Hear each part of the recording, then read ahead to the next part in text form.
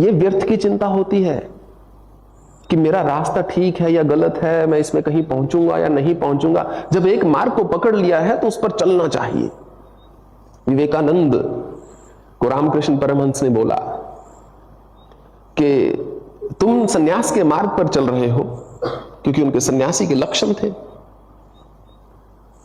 तो बहुत बार तुम्हारा मन विचलित होगा, परंतु तुम मन की मत सुनना। उस समय तुम इस बात पर विचार करना कि तुम्हें मार्ग पर चलना है या मन को संतुष्ट करना है, क्योंकि मन तो कभी संतुष्ट नहीं हो सकता।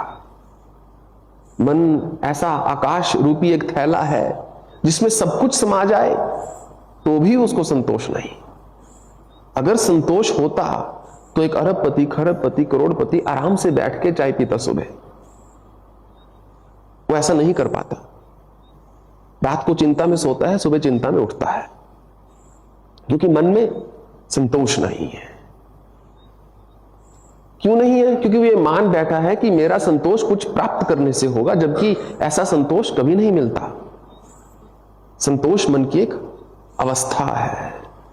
तो विवेकानंद सन्यासी हो गए, नरेंद्र से विवेकानंद हो गए, और आगे उनके भी जब शिष्य बने तो विवेकानंद ने अपने शिष्य को बोला, देखो तुम्हारा मन बहुत विचलित होगा, कभी कभी तुम्हें लगेगा कहां फंस गए। गृहस्थी का जीवन अच्छा था, कोई होता रोटी बनाता, कपड़े धोता, आराम से सोते।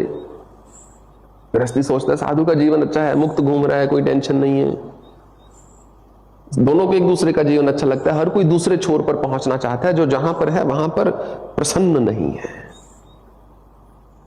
और सबसे बड़ी मूर्खता होती है इस बात को सोचना कि कोई दूसरा आपको प्रसन्नता दे सकता है। शायद दे सकता हो थोड़ी देर के लिए।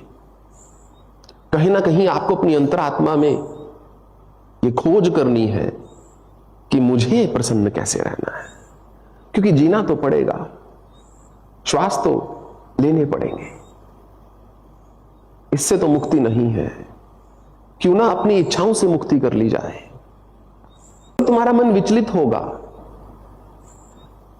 तुम्हारे मन में मेरे सन्यासी पुत्रों विवाह का विचार भी आएगा। तुम उस समय ये जानना कि विवेकानंद के मन में भी आया था। एक बार नहीं, कई बार आया था,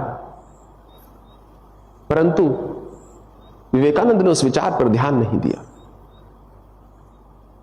क्योंकि कौन संतोष से रह सकता है।